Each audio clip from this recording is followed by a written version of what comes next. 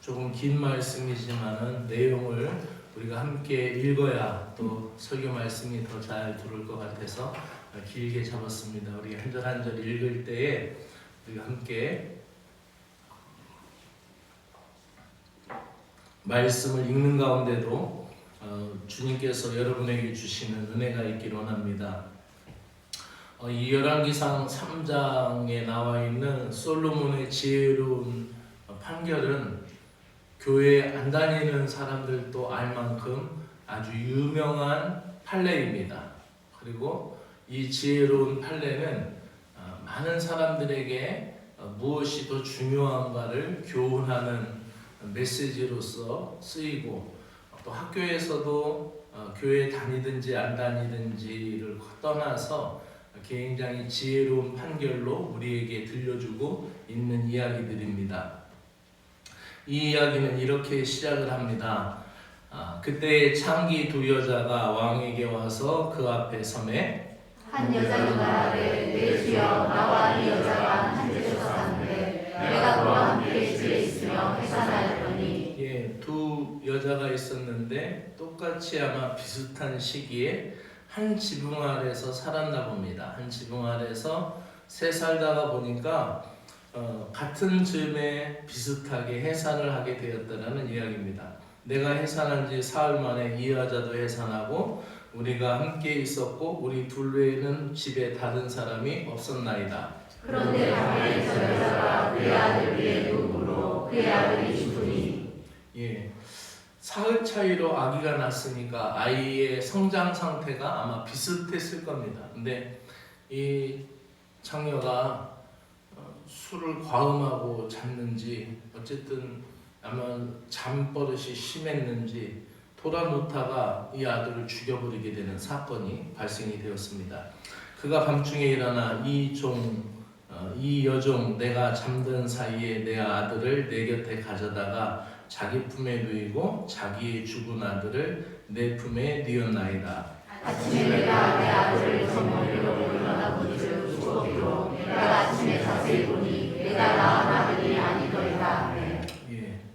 아무래도 4일 차이가 났지만 크기도 비슷하지만 엄마는 아기를 알겠죠. 분명히 알죠. 그 모르면은 어머니가 아니죠. 그래서 분명히 자기 아기를 보니까 자기 아기가 아니었던 거예요. 다른 여자가 이르되 아니라 사는 것이 내 아들이요 죽은 것이 내 아들이라 하고, 이 여자는 이르되 아니라 죽은 것이 내 아들이요 사는 것이 내 아들이라 하며 왕 앞에서 그와 같이 증언하는지라. 이제 싸움이 시작이 되었습니다. 법정 다툼이 시작이 된 겁니다. 지엄한 왕 앞에서 싸우는 겁니다. 절대 군주국가 시절에서 왕 앞에서 이렇게 자신의 의견을 허심탄회하게 얘기한다는 것은 갈 때까지 다 한 거예요. 그죠? 사느냐 죽느냐 목숨을 내걸고 이제 법정 다툼이 시작이 된 겁니다. 그래서 두 여자가 이 산 게 내 거다, 아니다, 죽은 게 내 아들이고 산 게 내 아들이다, 서로 이렇게 싸우고 있는 것입니다. 여러분 읽으십니다. 왕이 이르되 이 여자는 말하기를 산 것은 내 아들이요 죽은 것은 내 아들이라 하고, 그 여자는 말하기를 아니야 죽은 것이 내 아들이요 산 것이 내 아들이라 하는도다 하고. 또 이르되 칼을 내게로 가져오라 하니 칼을 왕 앞에 가져온지라. 자, 여기서 칼을 내게로 가져오라고 말한 사람 누구였어요? 왕이었습니다. 바로 솔로몬 왕이었어요. 솔로몬 왕이 칼가루라, 칼 무디어졌다, 칼날을 세우고 칼을 가져와라, 이렇게 왔습니다. 25절 왕이 이르되 산 아이를 둘로 나누어 반은 이 여자에게 주고 반은 저 여자에게 주라. 얼마나 이 두 청녀들이 지독하게 싸웠는지. 여자들 싸움은, 남자들 싸움은 주먹으로 치고받고 싸우는데 이 여자들 싸움은 골머리가 아프니까 왕이 야 끝내, 그냥 반으로 나눠서 줘, 반 조각씩. 그러니까 이 솔로몬 왕이 머리가 세상적인 말로 해골이 흔들린다. 그냥 뭘 골치 아프다, 저 여자들 어느 안전이라고 내 앞에서 저렇게 싸우느냐. 이 여자들이 이렇게 싸우니까 해결이 끝이 안 날 것 같아요. 이 다툼이, 이 법정 다툼이 끝나지 않게 무조건 상계 낼 것이라는 거야. 무조건 상계. 무조건 상계 낼 것이라고 이 두 여자가 싸우니까 왕이 반으로 갈르라 라는 이 판결을 했어요. 그랬더니 어떤 이야기가 전개됩니까?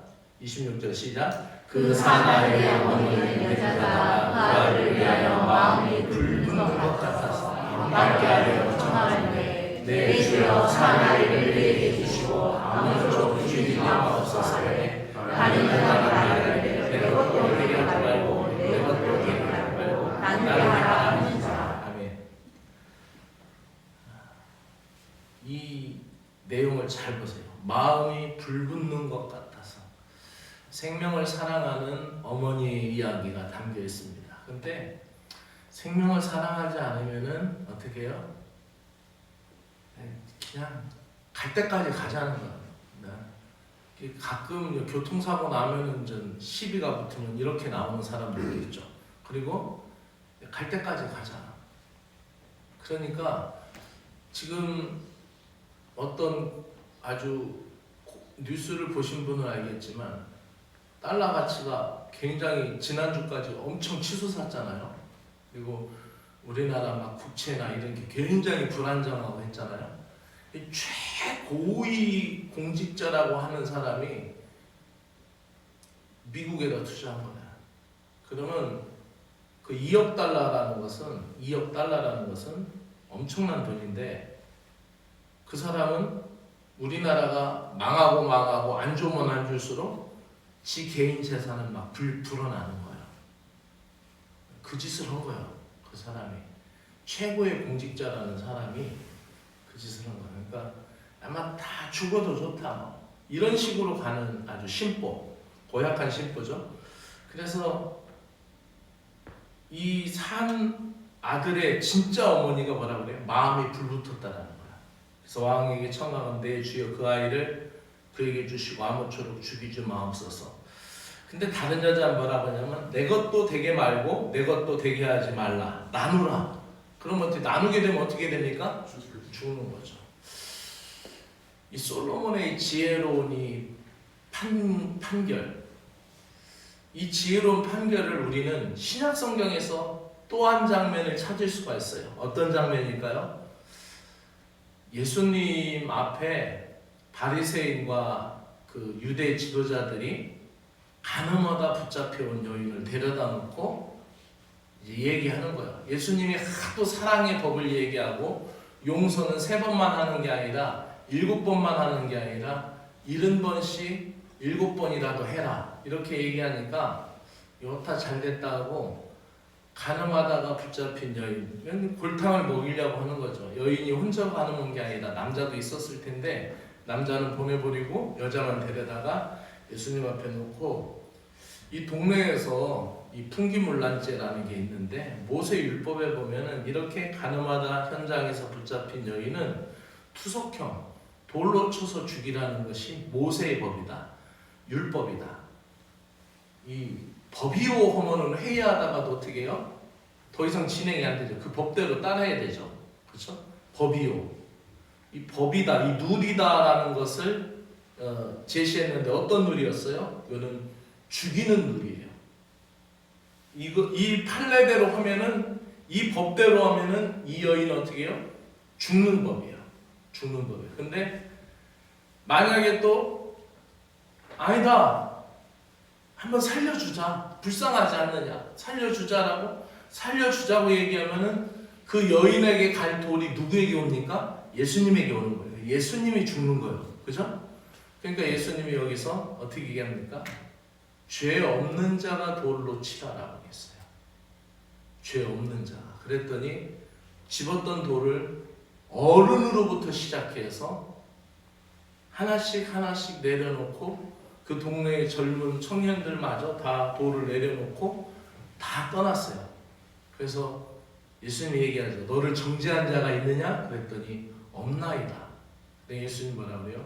나도 너를 정죄하지 않겠다.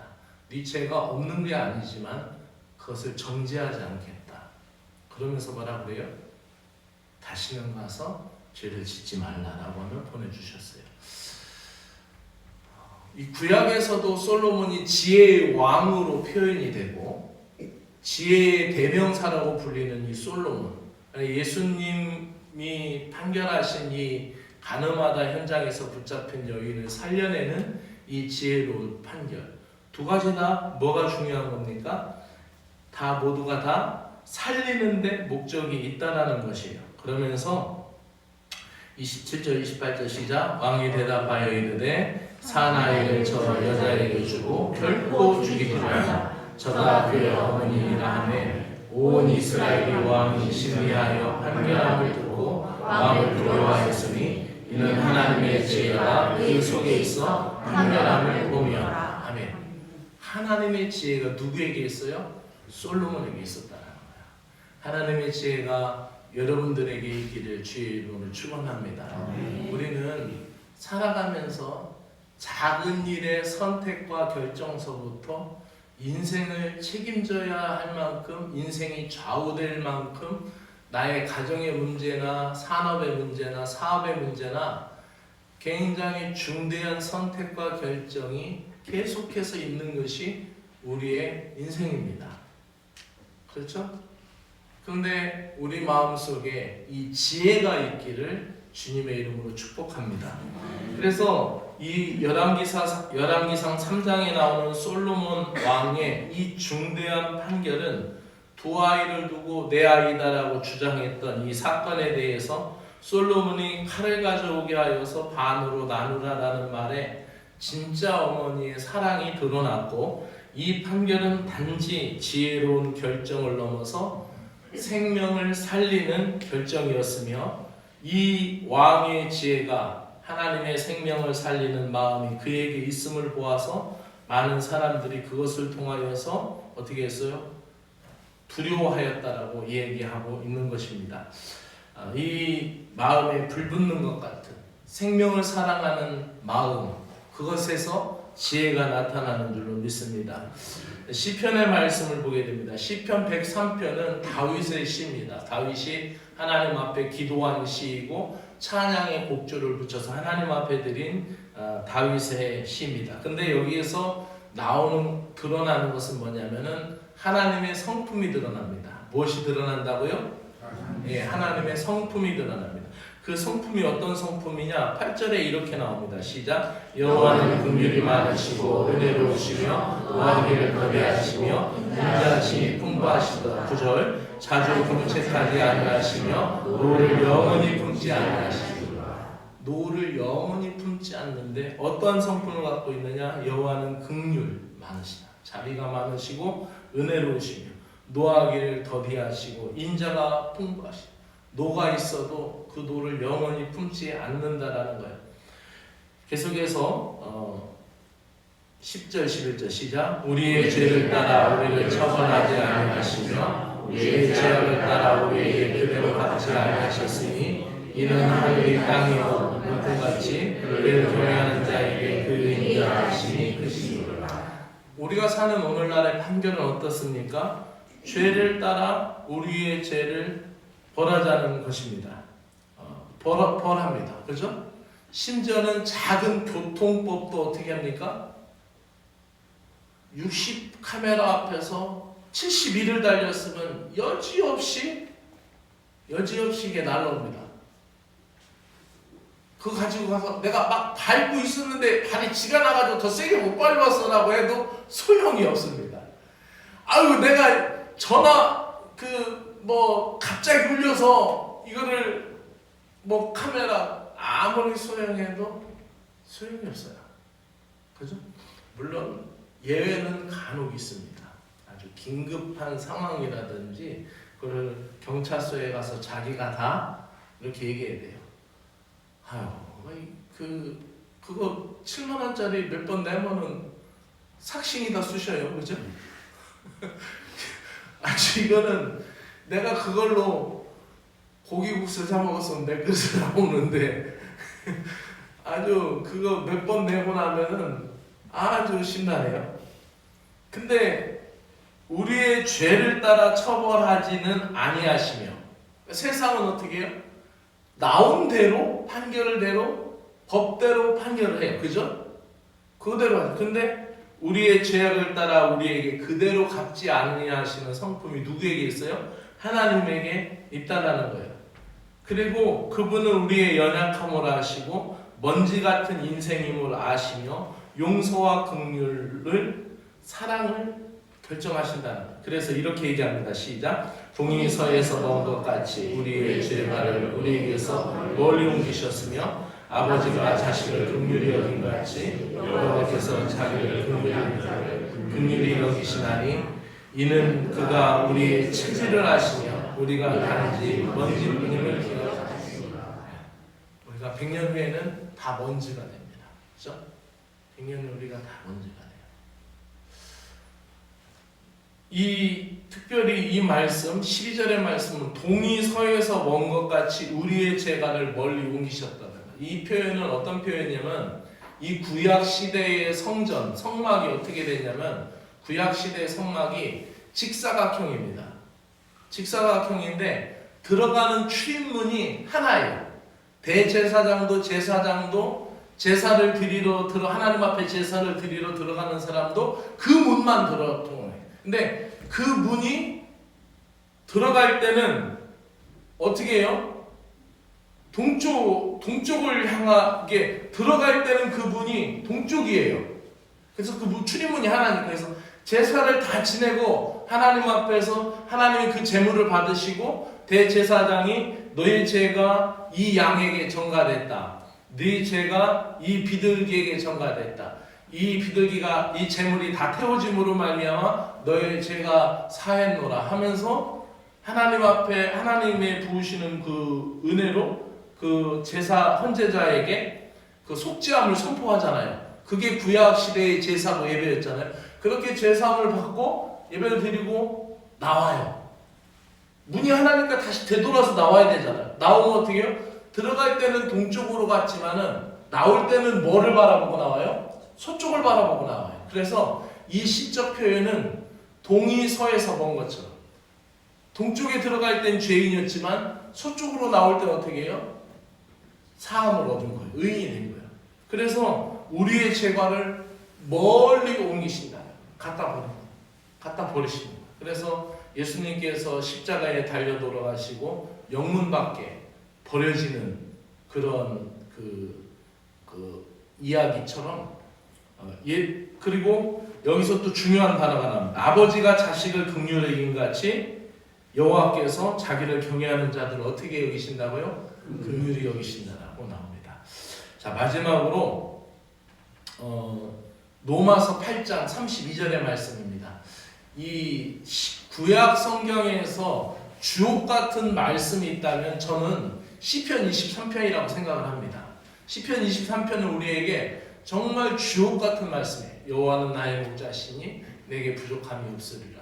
그 단지 6절까지 기록되어 있는 이 시편 23편이 왜 주옥 같은 말씀이고, 반지로 얘기하면은 반지의 가장 중앙에 있는 반지의 알, 보석과 같은 그러한 메시지냐면 그 짧은 절수의 모든 신앙 고백과 인생의 고백이 담겨 있어요. 그렇다면은 신약 성경에서는 모든 말씀이 다 중요하지만은 신자로서 하나님 앞에 찬양하고 감복하는 그런 메시지의 찬양이 어디에 담겨 있느냐? 로마서에 담겨 있다고 봅니다. 그 중에서 로마서 8장이 그 주옥 같은 메시지입니다. 이 로마서 8장은 바울의 감탄과 탐복과 그리고 뭐예요? 하나님 앞에서 드리는 그러한 찬미의 시가 여기에 담겨 있습니다. 그래서 하나님 앞에 그 구원의 은혜를 감탄하고 감격하고 탐복하는 연속이에요. 그래서 아들을 아끼지 아니하시고 우리 모든 일을 위하여 내어주시니가 우리를 사랑하지 않겠느냐? 누가 이 사랑에서 끊을 수 있겠느냐? 계속해서 감탄하는 그런 탐복하는 언어로 이 로마서 8장이 쓰여져 있습니다. 하나님은 아들을 십자가에 내어주시는 중대한 결정을 하셨고, 그 중대한 결정은 우리를 살리기 위한 것이고, 그것은 오늘까지도 그 은혜가 우리에게 지속이 되며, 그 지속되는 은혜는 한 번도 철회되지 않는다는 거예요. 그 어떤 것도 그 누구도 그 사랑에서 끊을 수 없다라는 고백이죠. 교독하며 있습니다. 자기 아들을 아끼지 아니하시고 우리 모든 사람을 위하여 내어주시니가 어찌 그 아들과 함께 모든 것을 우리에게 주시지 아니하겠느냐. 누가 능히 하나님께서 택하신 자들을 고발하리요. 의롭다 하신 이는 하나님이시니. 누가 정죄하리요. 죽으실 뿐 아니라 다시 살아나시는 이는 그리스도 예수시니 이는 하나님 우편에 계신 자요 우리를 위하여 간구하시는 자시니라. 누가 우리를 그리스도의 사랑에서 끊으리요. 곤란이나 공고나 박해나 비근이나 적신이나 위험이나 칼이라. 기록된 바 우리가 종일 주를 위하여 죽임을 당하게 되며 당할 양같이 여김을 받았나이다 함과 같으니라. 그러나 이 모든 일에 우리를 사랑하신 주로 말미암아 우리가 넉넉히 이기느니라. 내가 확신하노니 사망이나 생명이나 천사들이나 권세자들이나 현재일이나 장래일이나 높음이나 능력이나 높음이나 시작 높음이나 기쁨이나 다른 그 어떤 구조물이라도 우리를 우리 주 예수 그리스도 예수 안에 있는 하나님의 사랑에서 끊을 수 없느니라. 아멘. 자기를 아들을 내어주신 사랑, 여러분 생각해보세요. 어떤 가치 중에 가장 중요한 결단을 내는 거예요. 만약에 어떠한 분이 자기 자녀가 교통사고로 나서 뇌사 상태가 됐다고 한번 가정을 한번 해봐요. 근데 살 희망이 없고 뇌사 판정은 됐고 벌써 어느 정도의 시작은 지났는데 심장은 깨요. 근데 의사나 모든 의료진은 살 가망이 없다라고 뇌사 판단을 했어요. 근데 이 아이가 이 아들 젊은 아들이 어느 미션 스쿨 캠프에서 만약에 내가 뇌사 상태가 되면 나의 모든 것을 필요한 사람에게 나눠주라는 그런 거를 써놨다고 하면서요. 그러면 부모가 힘들겠지만 그 결정을 하려고 하는데 마침 그 지역 동네 아이 중에서 심장이 약하여서 심장을 이식받아야만 살 수 있는 아이가 있다라고 생각을 해봐요. 그러면은 그 자기의 아들의 심장을 그 동네 아이에게 이식을 시켜주면 어떻게 되겠어요? 자기 아들은 죽지만은 이제 이 아들은 살게 되잖아요. 그러면 그 동네에서 그 아이를 마주칠 때마다 누구를 생각할 수 있겠어요? 자기 아들을 생각하겠죠. 이건 가정이지만 하나님께서는 오래전부터 인류 최초부터 사단에게 모든 인류가 죄의 속박 그리고 죽음이라는 두려움 때문에 사단에게 죄와 사망의 두려움 속에 살아가고 있어요. 왜냐하면 모든 사람이 죽는다라는 두려움을 갖고 있고 죄라는 것 때문에 계속해서 죄의 문제를 걸고 사단은 우리를 참소하고 넘어뜨리려 하고 있습니다. 근데 하나님이 이 문제를 해결하려고 자기의 아들 독생자를 내어주셨어요. 그리고 그 핏값으로 저와 여러분을 사신 줄로 믿습니다. 이때 하나님이 우리를 보실 때 얼마나 귀하겠어요? 안 그렇겠어요? 인간적으로 가정으로 제가 있지만 심장을 떼어준 그 동네 아이를 볼 때마다 그 아들 생각을 할 텐데 하나님이 독생자 예수 그리스도를 주시고 여러분 우리를 모두 샀다라는 거예요. 그러면 우리가 하나님의 양자가 된 거고 또 입양이 된 거나 마찬가지예요. 영적으로. 그렇죠? 그럼 우리가 하나님의 자녀됨의 권세를 얻게 된 것이죠. 그래서 우리가 어떻게 해요? 하나님이 우리를 못 건드리게 한다는 거예요. 하나님이 우리를 보호하신다는 거예요. 하나님이 우리를 살리신다는 거예요.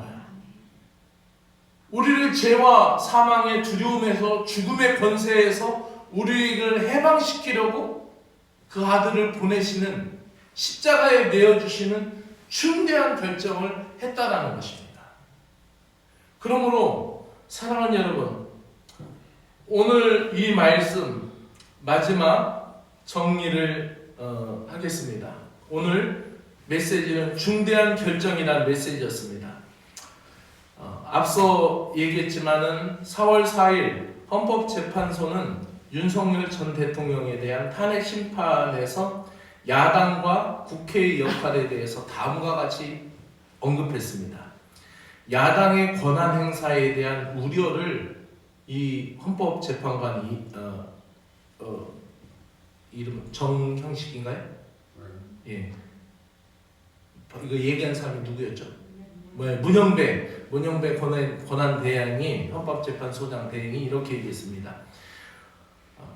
현재는 야당의 다수 의석을 차지한 국회에서 총 22건의 탄핵 소추안을 발의한 점을 지적하며 야당을 지적한 겁니다. 이러한 행태가 탄핵 심판 제도를 정치적 압박 수단으로 이용한 것을 대한 우려를 표명했습니다. 야당이 이렇게 가면 안 된다라는 것을 이야기하는 거예요. 그렇게 하지 말라라는 거예요. 그러면서 국회의 역할을 어떻게 강조하느냐? 국회는 당파적 이익이 아니라 국민 전체의 이익을 위하여 소수의 의견을 존중하고 정부와의 관계에서 관용과 자제를 바탕으로 대화와 타협을 통해 결론에 도출해야 한다라고 야당 쪽을 바라보고, 특히 그거를 이제 발의한 그 법사위원장 쪽을 바라보면서 그렇게 얘기를 했어요. 야당이 계속 이렇게 헌법소추안을 계속 얘기하고 또 당파적인 이익으로 국민 전체를 안 보고 국민 전체도 중요하고 또 소수의 의견도 중요하고 정부의 관계도 중요하고 이런 그 야당 쪽을 바라보면서 그 피고인들을 향해서 그렇게 이야기를 했습니다. 그런데 또 그렇게 얘기하면서 또 이런 얘기를 했어요. 뭐라고 얘기냐면, 그러나 윤 대통령이 야당의 전행을 인하여 국정이 마비된다고 인식하고 이를 타개하려는 책임도 느낄 수 있었으나 이러한 상황에서 헌법과 법률이 정한 민주적인 절차와 방법에 따라 대응했어야 되는데 그렇지 않았다라는 지적도 함께 했습니다. 그래서 헌재는 결정할 때 정치적 감정이 아닌 헌법의 가치와 공의의 기초에서 판결을 하면서 판결의 목적이 파괴가 아닌 보존과 회복, 즉 헌재는 대통령의 실정보다 헌법 질서의 회복과 국익이 더 보존되는 게 중요하다라는 판단을 중대한 판결을 한 겁니다. 이해가 되세요?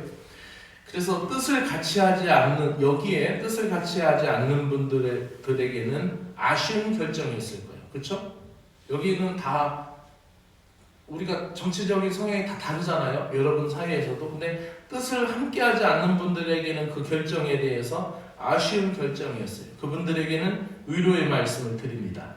근데 우리나라는 법치주의고 법치국가예요. 이것은 대의민주주의제에 대한 학습을 좀 더 숙고할 필요가 있는 것입니다.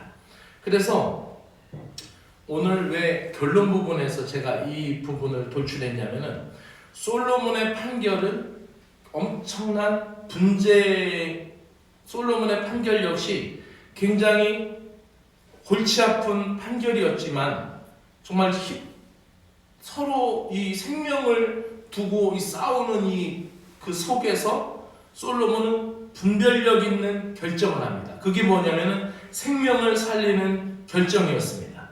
그래서 그것이 지혜로운 결정이었고 그 생명을 살리는 데에 중대한 결정을 했다는 거예요. 만약에 그걸 정말로 혹시라도 잘못돼서 칼이 내려치게 되게 되면은 그 산어미가 이게 정신을 놓아버리고 잃어버려서 그렇게 얘기 안 하고 정말로 반으로 갈라버리게 되면 어떻게 됩니까?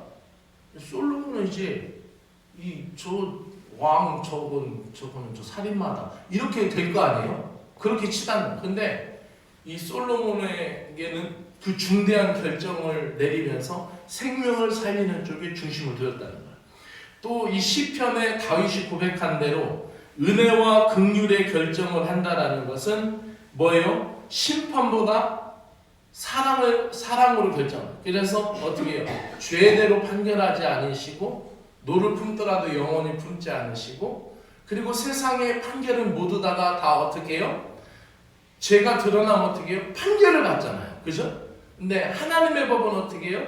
죄가 드러나지면 어떻게 해요? 회개할 기회를 얻고 은혜를 입는 기회가 되고 하나님의 자녀로 더 가까이 돌아서는 기회가 되는 줄로 믿습니다. 그렇기 때문에 사랑의 결정이에요. 하나님이 아들을 내어주시는 중대한 결정은 뭐예요? 우리를 더 사랑하시는 놀라운 중대한 결정. 그래서 아들을 내어주신 그 사랑은 어떻게 합니까? 끊어지지 않는 사랑. 어떻게 끊겠어요? 그죠? 여러분이 돈 100만 원만 빌려줘도 그 친구하고 관계를 잘해요. 왜요? 관계 끊어지면 돈 못 받으니까. 그죠? 돈 100만 원만 빌려줘도 그 친구 관계를 안 끊잖아요. 근데 어떻게 해요?